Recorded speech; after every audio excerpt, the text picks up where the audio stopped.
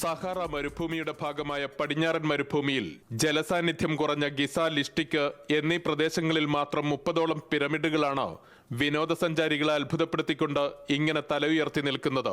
Cairo നഗരത്തിൽ നിന്ന് 30 minute സഞ്ചരിച്ചാൽ 3 പിരമിഡുകൾ തലയുയർത്തി നിൽക്കുന്ന ഗിസ പിരമിഡ് സമുച്ചയത്തിൽ എത്തിച്ചേരാം.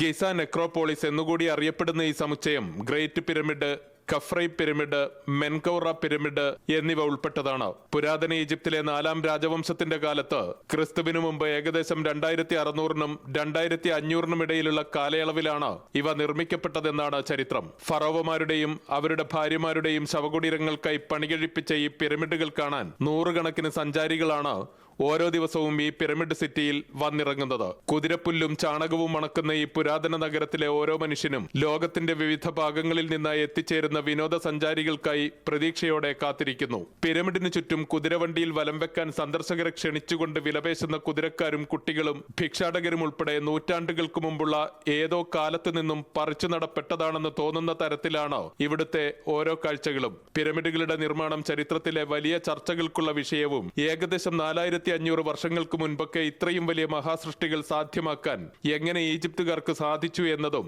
ഇന്നും ഉത്തരമില്ലാത്ത സമസ്യകളായി തന്നെ അവശേഷിക്കുന്നു. പ്രാചീന കാലഘട്ടത്തിൽ നൈൽ നദി ഏതോ പിരമിഡുകൾക്ക് സമീപത്തായി ഒഴുകിയിരിക്കാമെന്നും അല്ലെങ്കിൽ ഇതുവഴി ഒഴുകിയിരുന്ന നൈലിന്റെ ഏതോ കൈവഴി പിന്നീട് വറ്റിപ്പോയതായിരിക്കാം എന്ന സാധ്യതകളും സജീവമായി ചർച്ച ചെയ്യപ്പെടുന്നുണ്ട്.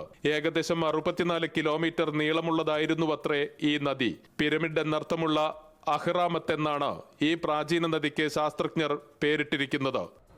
അറബ് ലോകത്തെ എല്ലാ രാഷ്ട്രീയ കൊടുങ്കാറ്റുകളെയും അതിജീവിച്ച് പിരമിഡുകളുടെ നഗരം ഇപ്പോഴും സഞ്ചാരികളെ ആകർഷിക്കുകയാണ്. കൈറോവിൽ നിന്നും 36 കിലോമീറ്റർ അകലെയാണ് ഈജിപ്തിലെ ഈ പുരാതന നഗരം സ്ഥിതി ചെയ്യുന്നത്. കൈറോവിലെ